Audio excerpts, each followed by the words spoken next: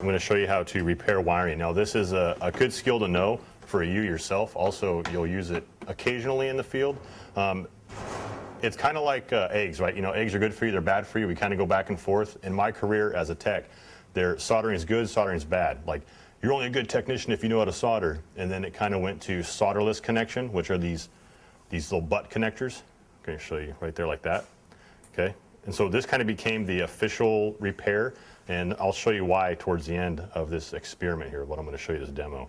So this was what Ford, when I was working there, they required for warranty work, were these solderless butt connectors, okay, with heat shrink. And again, I'll show you the reason why. But it is a good skill to know how to solder, so I'm going to show you how to solder. I have my trusty soldering iron right here, nice and clean. If it is not clean, I have this wet sponge right here that I can take, and then as it's hot and it steams, it's going to create a cleaning process here, so I can wipe it back and forth and clean that tip. You got to keep that soldering tip super, super clean. If it has a little bit of gunk on it, you can lightly use a little scour pad like this. This 3M pad. Just be careful. You don't want to scratch up and mar your tip. If you keep this clean, it won't carbon that bad. Anyway, so if this is clean, then what I do is I take this flux, and what this is like a cleaning agent molecularly, like it, I don't know, it goes down into the pores of the steel, kind of cleans it. That smoke you're going to see there is from the flux. And then the solder of my choice is 6040 rosin core lead. Okay, 6040, I'll show it on the camera. Contains lead, rosin core 6040. There is some other ones out there that are silver, and you have acid core as another option. Do not use acid core, it will corrode what you're repairing. Okay, I don't like that. And silver is, California approved, I think. I'm not a huge fan of it.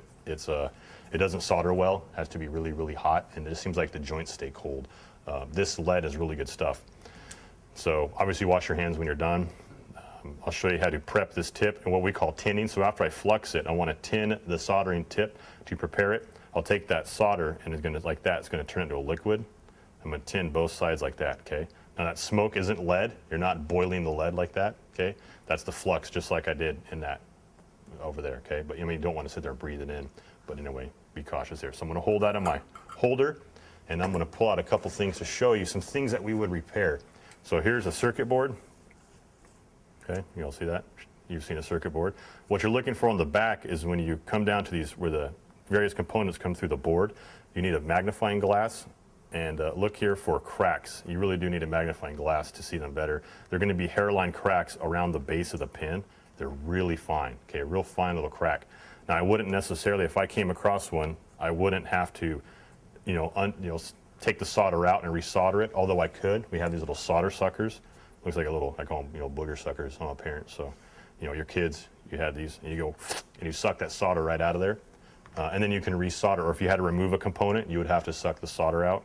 But since if I had a crack, I could take this and just really quickly reheat that up, and it's going to remelt it. Okay, it's not going to take very much at all. And you want to be careful not to transfer the heat to the board or burn your component in the back. Okay, now this kind of repair you would not do for a customer because you cover your butt, right? There's liability. If you found a computer board or relay bad, you would do what? Replace it. Yeah, just replace it. Okay, but in your own car, I would absolutely do this in my own car. I'm saving $300. You betcha. I can buy these at Radio Shack isn't around anymore.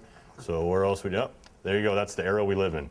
You can't fix stuff. They want you to replace it online. You're gonna have to go online. Fry's, and there's various warehouses you can buy electric components online. So I fix alternators, brushes, soldering. So soldering is a good skill to save you a lot of money. Again, so let's say a wire. This is the main issue we're going to talk about today. So let's say I have a wire, and let's say a rat chewed through it, or a critter. There you go. Okay. So now I have a fault. Whatever you're learning in your circuit boards, if you have an open, I can't carry any current. So I need to repair this wire. So what I want to do to repair this, and you're going to do it in your lab, is I take the stripper. This is a cool what's called pistol grip stripper. The ones you have, can I see that one right there real quick, Isaac? Yeah, it's going to look like this one, and they both work. I personally like the pistol grip one better. I'll show you this one real quick. Find the gauge that fits it, and you pinch it, and then you peel off the sheathing, and you're left with that copper multi-strand wire there. Make sure it's multi-strand. And then what I like is this pistol grip one where I can put it in the end, pull the trigger, and it comes out like that. Kind of nice. I like that. This is good for getting way up into dashes and whatnot. There's also a cutter right there. So let me take this side, and then the other side I'm going to rotate it out a little bit like that. I want a really long end. and I'll show you why. So I take that one, peel it back with my nail. I just wanted to strip that sheathing, peel that off, and now I have about twice the length of that copper exposed. Okay, so I'm going to take it off the camera, show you guys. See, about twice the length-ish. Everyone see that? So this is how I do it. Now, one crucial step you got to remember is you're on a harness, you need to put your shrink wrap on now. You'll be surprised how many times you forget. So I'll take off a little section here because I don't need quite this much. We're going to go with that much there. I'm going to slide this heat shrink down, and this one's got an adhesive in it. This is a real nice heat shrink, so when it melts, I'll show you at the end, this glue will melt and create a weather-tight, waterproof seal. So this right here, normally you can put it together like that and solder it, but I personally, from what I was taught at Ford, I put them end to end like this, and then I twist them really, really tight right here. I mean, really tight. Okay, you want to get that as tight as possible where they're coming in like this, okay? So like that, I'm showing you on the camera, like that. And then what I do is I take that long end and then roll it back on itself, kind of fold it back, keeping that tight. I'm going to hold that in there tight, like that, okay? And I'm going to put that into my holder right here. Of course, if it's under a car, you may not need a holder. Oops, my thing came off. Take that back. Get it tighter. See, I didn't get tight enough. You got to get that really tight. Wrap that around like this. And if you're in the car, like I said, you may not need this holder, but right here, I do.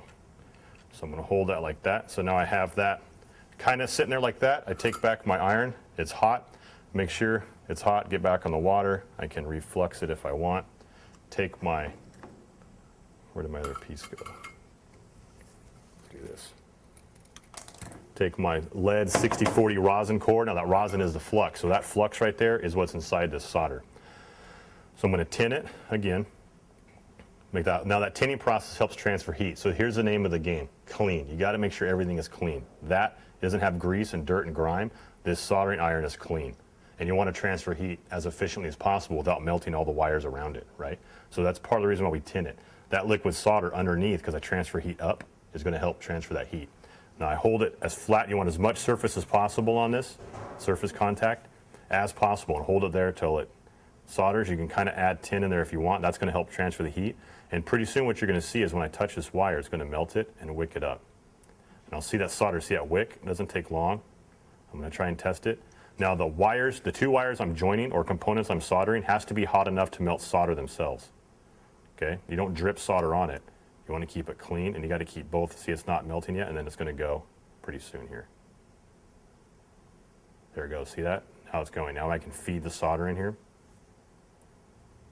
I'm going to feed enough to make this thing all complete with solder. Okay, I don't want it too much, but I want it, and then wipe it off the side. I don't want any stalactites hanging down there, or mites. I don't know, I'm not a geologist. Which one is it, stalactite or mite? I think it's mite. I'll teach you how to solder, okay? So I'm looking for pokies. We'll call them pokies. I don't want any pokies. If I see them, I can wipe them clean, and then I can put that down, give it a nice little blow right there. And I'm looking for shiny and smooth. If it's really, really dull and clumpy, that's a cold solder. You almost look like, if it's bally, like clumping up like a ball, that's bad. You want it to be a smooth, concaved, a natural flowing liquid. It kind of has a shiny / satin sheen, and that's kind of a good solder joint. Okay, let that cool for a second, and then I'm going to show you how to do the heat shrink. Test that. Yep, we're good. So I'll take this off right here, slide this down over that joint. Okay, get the right size heat shrink just right. I'm going to hold that back in here. And then right here, instead, you don't use a lighter, use this is a special gun that's going to heat that. It blows heat around in here. And it's got a little shield to kind of redirect the heat. My point is I want to work from the center out. Once it gets to hot, and I work centered, work the bubbles out. And I'm looking for it to shrink on itself without splitting. And I work my way through. And again, you use a heat gun if you don't have this kind of specific specialized tool, but don't use a lighter. You can burn. So what I'm doing is I want to get it small enough where that glue starts to come out. Okay, that looks about good. So I take that out where it won't burn my cords. And then I'm going to take that off and look at that. And again, right there, yes, I got the glue. You can see the glue coming out right there and right there. So that's a nice, good weather-tight seal, okay, and a good solid connection. Now here's the reason why I recommended butt connecting. If I take this and do this, look at how far up, how hard that joint becomes. So when I made that joint, that solder wicked into the wire. So this becomes really brittle on the ends, where that solder stopped and the multi-strand started, where the wicking stopped there. So if this was a component that was moving, it's going to break right there. Actually more brittle than what it was before when it was new. So I fixed it, but I made a more brittle repair than what it was factory because of that solder. There's no way around that. It's going to be brittle there. So you fix both ends. If you can fix both ends, like the zip tie, so it keeps it from bending and moving, you're okay. Common place you would have to repair wires in a door jamb because doors open and close continuously and they'll break. You wouldn't want to repair it right where it broke. You would run a strand all the way through the door jamb and repair one in the door panel and one in the dash. So 2 repairs. Does that make sense? I'd cut a whole section out and then solder it in the door and under the dash. That way it's a nice fresh strand in that door. Otherwise it'll just keep cracking. Okay. So let me show you a solderless connector. So let's go back to our rat chewed wire here. Now this one I don't want to strip too much out. This one just a little bit, a couple millimeters, 3 or 4 millimeters tops. Let's do out here like that, right there. Okay, and I'll take that butt connector, and again I want to put, let's take this heat shrink down, because again you got to remember to do that. You'll forget, trust me, I still to this day always forget. I want it to where the split wire touches the middle, but not too much insulation goes into the butt connector. Pretty much I don't want none, so I need to strip a little bit more. So I want that wire, see where there's a crimp in the center there? You may not be able to see it, but I want the wire to be half the width, half the length of that butt connector, okay? And I'm going to put that in my holder. And again, I'm going to do it over here on this side. So put that in there. It's perfect. I want to see just a touch of wire showing, okay? Just a little bit of wire showing there. And now what I'm going to do is take my crimper. I have an anvil right here, and they're 2 different sizes, anvil and a former up top here. I want to take that anvil right on the split. There's a split on that butt connector because it's a rolled steel pin kind of. So I take my anvil, the pokey part, the pointy part, right on a split, and then pick the right size. I'm going to come in and go right, oops, get my head out of the camera, right over that split. And I'm going to hold it right there and then crimp this down onto that wire. And then move down to the other one.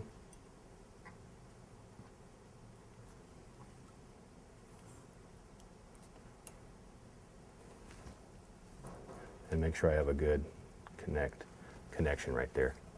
Now this one becomes more flexible, and I would take this off and it's still connected. Pull on it, make sure it's got a good tight feel there. Slide this back over, and then again grab my heat shrink. Center out again. Now some of you have seen those butt connectors with insulators built into it, right? They have the red, the blue, the color coordinated. That color coordinates the size of wire. Let's finish this and I'll explain it. So the glue's coming out and we're good. So those connector colors, you'll see various colors, red, blue, and yellow. So red's like a ish, maybe a smaller one like a 20 gauge, blue's like a 12, 14, and yellow's your big 10 gauge type wire. Now the lower the number, the bigger the wire, okay, because it's a gauge. Okay, any questions on just those 2 repairs? But if you look, this one's got a much smaller size for the stiffness there, right? That's the preferred method from Ford when I worked there. And Honda, I think you can still solder it, but see, this one's really brittle. Look at how much of that, and you feel it, it's real hard. Hard as brittle, so. Okay, now the other thing you're gonna be making is actually a back probe. So you're gonna do one end is gonna be an alligator clip like this, like a clamp, so you can clamp onto a pin or a ground. And the other end, you're gonna take this T-pin, and let me grab this, and you're gonna turn this into a testing tool, okay? So you're making your own set of testing tools here. Some jumpers will be 2 alligator clips, some will be an alligator clip and a T-pin. You'll see, I'll give you a sheet after this. So here's how you make both. I'll do the T-pin first. This part's really crucial. This crimper right here is only for wiring. I have a very special plier only for wiring. It only cuts wire, it only crimps wire. I would not want to cut this with that. I do want to use those blue ones right there. Thank you. Now what's going to happen, I don't want anyone losing eyes. This T, this end piece right here is back probe. I want to take that off, so I put the flat end of my side cutters, hold it down here, and then I'm going to take it and cut it, okay? Maybe. There it goes. See how it flies off? So you got to be careful. Now I have just that pin, okay? So I take this wire, strip a little bit, take a butt connector. Now I'm not going to put solder on it yet. I'm going to do this. I'm going to hold this at an angle right here. I take this pin and I put it right here like that and hold it, and that works pretty good right there. And I'm going to take my soldering and tin it again, make sure it's still hot, and it is, and I'm going to hold the heat here, this part.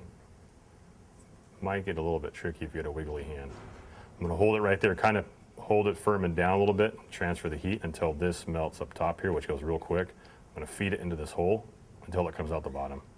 Okay, remember I want that wire in there to get hot too, so give it a little bit of time. That butt connector will melt it quickly. The wire inside takes a little bit longer, not much, so give it some time and then feed this in here. And then hold it down, I'm going to wipe it off like that, okay? Blow that down, clean my solder. And again, if you find it not soldering, clean your solder iron tip and then reflux it if you need to, okay? So clean, fluxed, and then heat. Those are by far the number 1 3 rules, okay? Or number 3 rules. Nope. And then when that one's done, we'll do the alligator clip side. So this one's a little bit trickier. Peel off some wire. I'm going to wind that. And then inside here you have the spot for the wire that goes. So you want to try and feed it into this loop inside here. There's a little spot there I'll show you later, but I'm going to try and feed as much wire into that as possible. And then this part gets a little bit weird because this becomes a heat sink. So I'm going to clamp this in. And again, I'm going to try and hold it. There's 2 ways you can do this. I can try to heat it up underneath here and add the solder in from this hole, this top, or I can, once it's in here, I can flip it around and come in from above, like right in here, okay, which I personally prefer. So the heat goes, you want as much flat surfaces as possible. Let me cut off another piece of this 6040 rosin core lead solder. I'm going to take that, put the heat underneath here, and I'm going to hold it. I can tin it. That helps transfer the heat. I'm going to hold that there, and then I'm locked. That wire's in that little, there's a little kind of half circle clip that you put the wire in. I'm going to come in from the back in here. It's hard to see on the camera, but I'm going to kind of pinch it with a solder and my iron until the solder starts to melt. And again, I want to keep that heat there. I can come in and add a little more underneath. That's going to help transfer the heat, that liquid, much quicker. And then I hold it, see, there it goes. And now I can bring that in. And again, if it's not melting, re-tin it, and you can add solder underneath. Okay, and then wipe it, make sure there's no pokies. Clean my iron. Give it a nice little cool. I'm going to wait a second because that does create a lot of heat. Any questions while I let that cool? Okay, so really important, keep it clean, keep it hot, keep it fluxed. Okay, that's the biggest thing. You look at your joint in here, I want to see smooth, shiny satin, concave. If it's clumpy and bally at the edges, like a little round edge, that's a bad solder. Okay, so that's enough skill right there. If you can make all this, you're not going to do that center section like that. You're going to make an actual 1 wire.